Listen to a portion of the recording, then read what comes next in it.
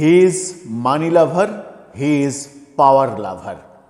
Professor Yunus সম্পর্কে এই মহা গুরুত্বপূর্ণ এবং মহা সর্বনাশা মন্তব্য করেছেন সাবেক এনবিআর চেয়ারম্যান বদিউর রহমান। বদিউর রহমান এনবিআরের চেয়ারম্যান ছিলেন সেই সময় যে সময় প্রফেসর ইউনূস নোবেল শান্তি পুরস্কার পেলেন, অর্থাৎ বিএনপির সেই সময়ে এনবিআরের চেয়ারম্যান ছিলেন এই বদিউর রহমান। বদিউর রহমান খুবই স্পষ্টভাষী একজন মানুষ। তিনি সম্প্রতি একটি টেলিভিশন টক শোতে স্পষ্ট করে প্রমাণসহ, ঘটনার প্রমাণসহ তিনি দাবি করেছেন প্রফেসর ইউনূস অর্থলোভী, প্রফেসর ইউনূস ক্ষমতা লোভী। এবং এই দুটোর প্রমাণ দিতে গিয়ে তিনি নোবেল শান্তি পুরস্কার পাওয়ার পরের একটা ঘটনা এবং 1/11 সরকারের সময়ের পরে, দায়িত্ব নেওয়ার পরের একটা ঘটনা বলে সেটা প্রমাণ দিয়েছেন। এবং সেই প্রমাণের ভেতরে আপনি এতটুকু সুই ঢোকানোর জায়গা পাবেন না। আমার কাছে তার এই বক্তব্য শুনে, তার এই দুটো ঘটনা শুনে মনে হয়েছে যে এটা একটা অকাট্য দলিল, এবং এই দলিলই প্রমাণ করে প্রফেসর ইউনূস অর্থলোভী, প্রফেসর ইউনূস ক্ষমতালোভী, যার দৃষ্টান্ত আমরা এই অন্তর্বর্তীকালীন সরকারের সময়ে দেখেছি। রাষ্ট্রকে জিম্মি করে রাষ্ট্রের কাছ থেকে তিনি তার সমস্ত স্বার্থ উদ্ধার করে নিয়েছেন। চলুন একটু জেনে দেখি বদিউর রহমান কোন দুটো ঘটনা উল্লেখ করে প্রমাণ করলেন প্রফেসর ইউনূস ক্ষমতালোভী, প্রফেসর ইউনূস অর্থলোভী। সেই আলোচনাই করবে এই ভিডিওতে। থাকবেন পলিটিক্স টিভির নিয়মিত আয়োজনে।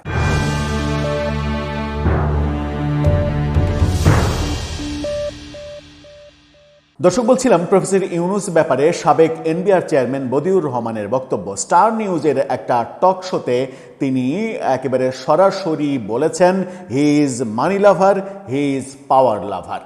এই বক্তব্য দিয়ে তিনি সেটা প্রমাণ করার জন্য দুটো ঘটনা বলেছেন।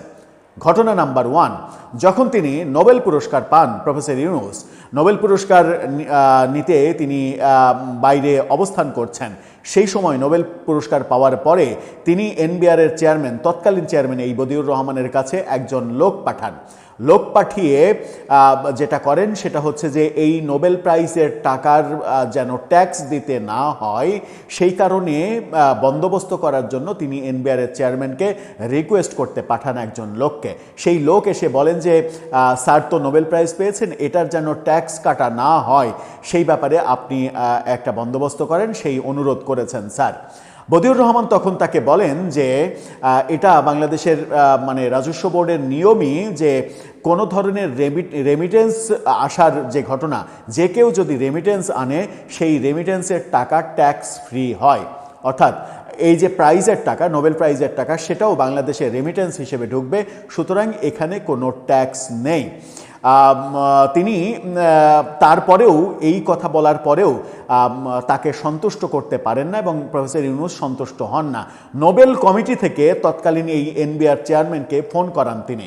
প্রফেসর ইউনূস নোবেল কমিটি থেকে ফোন করান বদিউর রহমানকে, ফোন করিয়ে রিকোয়েস্ট করান যে এই নোবেল প্রাইজের টাকাটা যেন ট্যাক্স ফ্রি হয়। এরপরে ওই ব্যক্তি আবার আসেন, যে ব্যক্তিকে প্রফেসর ইউনূস পাঠিয়েছিলেন সেই ব্যক্তি আবার আসে।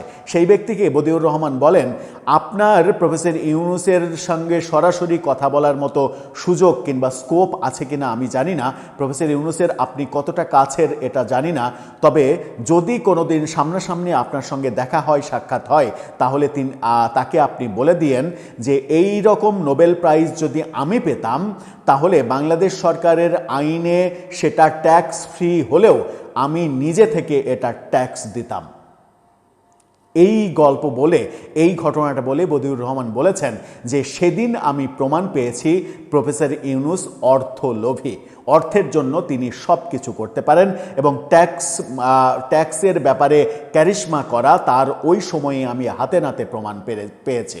তিনি দ্বিতীয় বক্তব্য যেটা বলেন সেটা হচ্ছে যে 111-এর সময় শোরগোল ছিল প্রফেসর ইউনূসের নোবেল পাওয়া থেকে শুরু করেই তো ডিপ স্টেটের মূলত ষড়যন্ত্র শুরু হয়েছে বলে অনেকে বলেন। 111-এর সরকারের দায়িত্ব প্রফেসর ইউনূস নেবেন এরকম একটা আলোচনা ছিল। তো সরকারের মেয়াদের পরে 111 সরকারের পরে কোনো একটা অনুষ্ঠানে বদিউর রহমানের সঙ্গে প্রফেসর ইউনূসের দেখা হয়েছে। সেই দেখা হওয়ার সময় একই টেবিলে বসার সৌভাগ্য হয়েছিল বদিউর রহমানের। তো বদিউর রহমান প্রফেসর ইউনূসকে বলেছেন যে স্যার, আপনি শুনেছিলাম যে 111-এর সরকারের দায়িত্ব নেবেন, আপনি দায়িত্ব নিলে তো অনেক ভালো হতো, আপনি দায়িত্ব নিলেন না কেন? তখন প্রফেসর ইউনূস বলেছিলেন যে আরে না, মাত্র 3 মাসের কনস্টিটিউশনে ছিল 3 মাসের জন্য দায়িত্ব নিতে হবে, 3 মাসের জন্য দায়িত্ব নিয়ে তো আমি কিছু করতে পারবো না, কিছু করার থাকবে না, ওই কারণেই দায়িত্ব নিইনি। কিন্তু পরে দেখলাম যে এরা তো 2 বছর থাকলো, তখন যদি আমাকে বলা হতো যে আপনি 2 বছর সময় পাবেন তাহলে অবশ্যই আমি সেই দায়িত্ব নিতাম। তার মানে বদিউর রহমান বলছেন তখন আমি প্রমাণ পেলাম তিনি ক্ষমতা লোভী। দুটো গল্প বদিউর রহমান এত মজার করে বলেছেন সেই অনুষ্ঠানে, দুটো গল্প দিয়ে তিনি প্রফেসর ইউনূসের চরিত্র একেবারে মানুষের কাছে পরিষ্কার করে দিয়েছেন যে প্রফেসর ইউনূস টাকার জন্য সব করতে পারেন, প্রফেসর ইউনূস ক্ষমতার জন্য সব করতে পারেন, যার প্রমাণটা আমরা 2024-এর 8 আগস্ট তার ক্ষমতা নেওয়ার পরে এই যে 17ই ফেব্রুয়ারি নতুন সরকারের শপথ নেওয়া পর্যন্ত যে সময় 18 মাসের বেশি সময়, সেই সময়ে তার ক্ষমতায় থাকার মাধ্যমে তার মেটিকুলাস ডিজাইনে নিজের স্বার্থ সিদ্ধি করা, হাজার হাজার কোটি টাকার স্বার্থ উদ্ধার করা, বিভিন্ন প্রতিষ্ঠানের লাইসেন্স নেওয়া, এই ব্যাপারগুলো আমরা একেবারে স্বচক্ষে দেখেছি।